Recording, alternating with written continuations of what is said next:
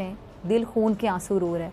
ये हैं हमारे लीडर, ये हैं हमारे नुमाइंदे जिनकी कि इंडिया अब की बार मैसेज देना चाहता था। मैसेज बहुत क्लियर था, बहुत साफ था, बहुत डायरेक्ट था कि जो आप बॉर्डर पे कर रहे हो, और अगर आप सोचो यहाँ बैठ के हम वो कहते हैं ना पपिया झपिया पाएंगे, जी बिल्कुल कहते हैं पपिया झपिया पाएंगे, गल्ला बाता कर रहे हैं, वो नहीं होगा।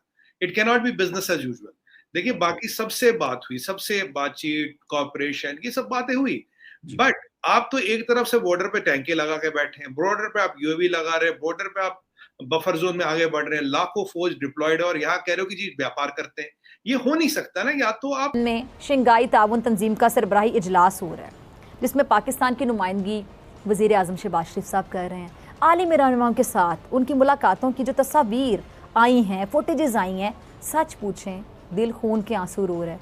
ये हैं हमारे लीडर, ये हैं हमारे नुमाइंदे जिनकी बॉडी लैंग्वेज देखकर इन्हें आप देख लें कि कोई मिस्टर बीन से तशबीह दे रहा है और कोई इन्हें चार्ली चैपलिन करार दे रहा है, जो कि अफसोस की मुत्तहिदा के जो सेक्रेटरी जनरल हैं उनके बाजू खींचते हाथ पकड़ते दिखाई दिए जैसे कोई बच्चा मेले में अपने पापा के साथ गया हो तो इस तरह की हरकत कर रहा हो। अब वो कह रहा हो कि जी अब इधर लेना है, ये लेना है, वो लेना है, इधर चलें उधर चलें, कहाँ जाएं, इधर देखें उधर देखें, मतलब हद है। सिफारती आदाब भी कुछ होते हैं, कुछ सीख लेता है बंदा। अच्छा, खारजी मामलात में घबराहट, अदम एतमाद का शिकार वज़ीर आज़म शहबाज शरीफ साहब को अंदरूनी जो मामलात हैं उनमें भी परेशानी और मुश्किलात का सामना है। और हुकूमत ये बताइएगा कि नरेंद्र मोदी जी की तकरीबन शी जिनपिंग के अलावा और मियां शहबाज शरीफ के अलावा मेरे ख्याल जितने भी लीडर्स से सबसे उनकी वन ऑन वन मुलाकातें और गालिबन आप लोगों के डेलीगेशन की भी मुलाकातें हुई हैं। लेकिन शहबाज शरीफ साहब वाली बाद में बात कर लेते हैं कि चले जो नहीं हुआ सो नहीं हुआ, लेकिन शी जिनपिंग के साथ मेरे ख्याल कुछ दिन पहले भी मैं और आप शो कर रहे थे तो यही बात हो रही थी कि यार क्या हो सकता है, और आपने कहा कि ऐसे कोई पॉसिबिलिटीज नजर नहीं आ रही, क्या शायद हाथ मिलाना विलाना हो जाए लेकिन इसके अलावा कोई नहीं है। फिर रीजन क्या बना जिसकी वजह से मोदी जी ने बिल्कुल ही टोटली उनको इग्नोर किया? देखिए फखर भाई, शो पे बुलाने के लिए थैंक यू, धन्यवाद। आज अगर आप एसईओ में देखें तो ये प्रेडिक्टिव लाइंस पे गया कि मैं आपके यहाँ और बाकी सब चैनल्स में, हमारे नेशनल मीडिया में भी ये बोलता रहा। देखिए जो अभी हाइटेंड टेंशंस है उसमें बिना एजेंडा के बायलैटरल पॉसिबल नहीं है। बायलैटरल नहीं होगा तो एक जॉइंट स्टेटमेंट नहीं आएगी, जॉइंट डिक्लेरेशन नहीं आएगी, एक कोई एक उसका एक प्रोडक्टिव आउटकम नहीं आएगा। क्योंकि कहीं भी एजेंडा के पॉइंट्स का हवा में भी या एक दूर दूर तक भी कोई आउटलाइन भी नहीं थी। तो मैंने ये कहा था मैं कि 100% श्योर ये बायलैटरल नहीं हो रहा। कुछ लोग ये भी कहते थे ट्राइलैटरल होगा, मैंने कहा भूल जाओ, बायलैटरल तो अगर नहीं, ट्राइलैटरल के लिए तो और भी ज्यादा एजेंडा चाहिए। अगर कोई जब ये डिस्कशंस होती है इससे पहले टीम में जाती है, मान लीजिए 50 पॉइंट है, वो 25 पे एग्री करती है, 10 को सॉर्ट आउट करती है, ऊपर के 4 5 7 10 पॉइंट जो बड़े लीडर है आपस में डिस्कस करते हैं, राइट। तो अब ये ऐसा तो है नहीं कि शुरू से शुरू करेंगे और शुरू से ही वो चीज करेंगे, क्योंकि ऐसा प्रोटोकॉल होता नहीं है। तो ये पहली बात थी, तो एक प्रोडक्टिव लाइंस पे गया। दूसरी बात आपने बताया कि भाई शी जिनपिंग से बात नहीं की। देखिए इंडिया अब की बार मैसेज देना चाहता था। मैसेज बहुत क्लियर था, बहुत साफ था, बहुत डायरेक्ट था कि जो आप बॉर्डर पे कर रहे हो, और अगर आप सोचो यहाँ बैठ के हम वो कहते हैं ना पपिया झपिया पाएंगे, जी बिल्कुल कहते हैं पपिया झपिया पाएंगे, गल्ला बाता कर रहे हैं, वो नहीं होगा। It can not be business as usual.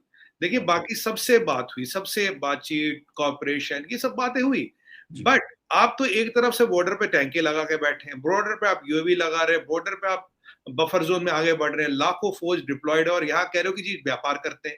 ये हो नहीं सकता ना। या तो आप बॉर्डर सारा नॉर्मल कर लो, पीस हो, व्यापार की भी बात करेंगे, नहीं होगी तो नहीं करेंगे। क्योंकि ये सेम लाइन है। अगर आप देखें, डॉक्टर जयशंकर साहब ने अभी पीछे बाली में क्या बोला था, health of the border will determine the health of the trade.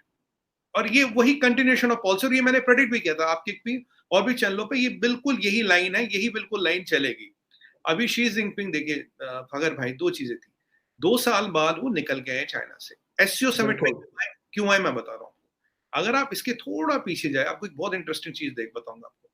देखिए जब तक पहले था शी जिनपिंग आएंगे नहीं आएंगे, आएंगे नहीं आएंगे, मोदी जी ने एक बार बोल दिया मैं जा रहा हूं इन पर्सन। उसके कुछ दिन बाद चाइना कहता Xi Jinping will go in person. अब दिक्कत क्या है? दिक्कत ये है जो आपने खुद ही अपने इंट्रोडक्शन में बोला है, तो ये चाइना का इनिशिएटेड एससीओ अगेंस्ट वेस्ट। 1990 में उन्होंने किया था, रशिया को ज्वाइन किया। अभी क्या है, देखिए रशिया के पास आ रहा शी जिनपिंग। रशिया है मिलिट्री सुपर पावर, और दुनिया में सुपर पावर है, क्योंकि मिलिट्री सुपर पावर है, तो शी जिनपिंग उसके साथ खड़ा हो रहा है कि मेरे को भी वो स्टैचर मिलेगा। अब आप एक एग्जांपल लीजिए, 1 मिनट के लिए मैं आपको थोड़ा पीछे लेता हूँ। इमेजिन करिए यहाँ इंडिया नहीं होता, यहाँ मोदी जी नहीं होती, आज की खबर क्या होती? Russia and China starting a new world order. ये खबर क्यों नहीं है? ये खबर क्यों नहीं है? बिकॉज इंडिया वहां था। आपने मुझे किसी और ने पूछा था कि एससीओ में इंडिया क्या कर रहा है, मैंने कहा it is called policy of competitive inhibition. हम चाइना के लिए खाली मैदान थोड़ी ना सोच सकते कि वो वर्ल्ड स्टेज डोमिनेट करे। जहां चाइना होगा हमें वहां रहना पड़ेगा और हम वहां रहेंगे। आज आपने उस पॉलिसी को फ्रैक्टिफाई होते हुए देखा। अगर आज इकोनॉमी की हालत खराब हो, उन्हें चाहिए ट्रेड। वो सोच रहे थे PP15 वगैरह थोड़ा करके हमें ट्रेड मिल जाएगा, वर्ल्ड ऑर्डर की बातें करेंगे, नहीं कर पाए।